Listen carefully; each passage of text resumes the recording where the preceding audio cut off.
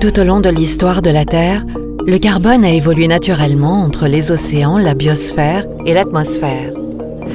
Ce cycle continu régule la quantité de dioxyde de carbone, CO2, dans l'atmosphère. Le CO2 et d'autres gaz à effet de serre se mélangent facilement dans l'atmosphère et agissent comme une sorte de couverture qui retient une partie du rayonnement réfléchi par la surface de la Terre. Cet effet de serre maintient la Terre à une température supérieure à ce qu'elle serait sans cela, ce qui a permis le développement de la vie sur notre planète. Depuis des centaines de milliers d'années, le cycle naturel du carbone est équilibré et la teneur de l'atmosphère en CO2 reste plus ou moins constante. Mais avec la révolution industrielle, l'être humain a commencé à exploiter et brûler d'énormes quantités de combustibles fossiles. Ce carbone, présent dans le sous-sol depuis longtemps, aurait mis des millions d'années à entrer dans l'atmosphère.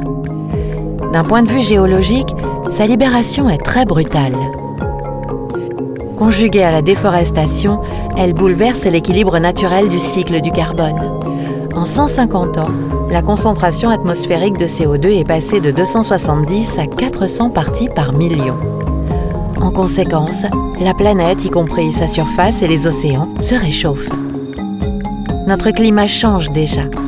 Si nous ne réduisons pas rapidement nos émissions de carbone, nous courons le risque de voir davantage de phénomènes météorologiques extrêmes et d'autres conséquences graves ces prochaines années.